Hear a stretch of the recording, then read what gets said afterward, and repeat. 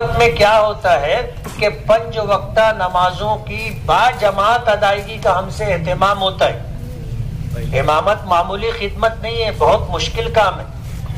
میں کئی مرتبہ سنا چکا، ایک مصلی تھا مجھ سے کہنے لگا کہ آپ امامت کرتے اور تنخواہ لیتے،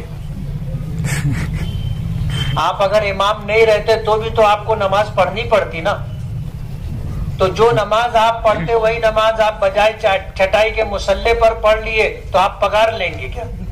میں نے کہا نہیں، بات ایسی نہیں ہے، سمجھ کا فرق ہے۔ بولو ایک کام کرو۔ بولے کیا؟ میں نے کہا تم مہینے بھر 5 وقت کی نماز ہمارے مؤذن صاحب کے بازو میں پہلی صف میں پڑھو، جو پگار ملے گی وہ تم لے لینا، جو تنخواہ ملے گی وہ تم لے لینا۔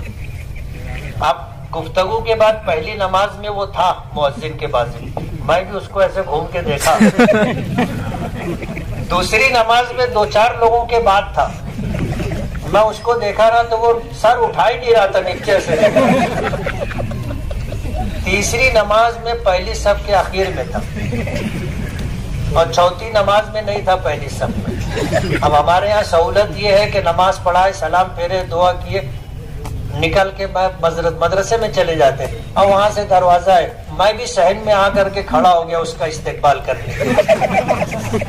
وہ آیا، بولے بہت مشکل کام ہے مفتی صاحب، میں گولڈن نگر میں رہوں، یا ایسا ہی موقع معلوم پڑا، میں بھاگت آؤ، پہلی سب بھر گئی۔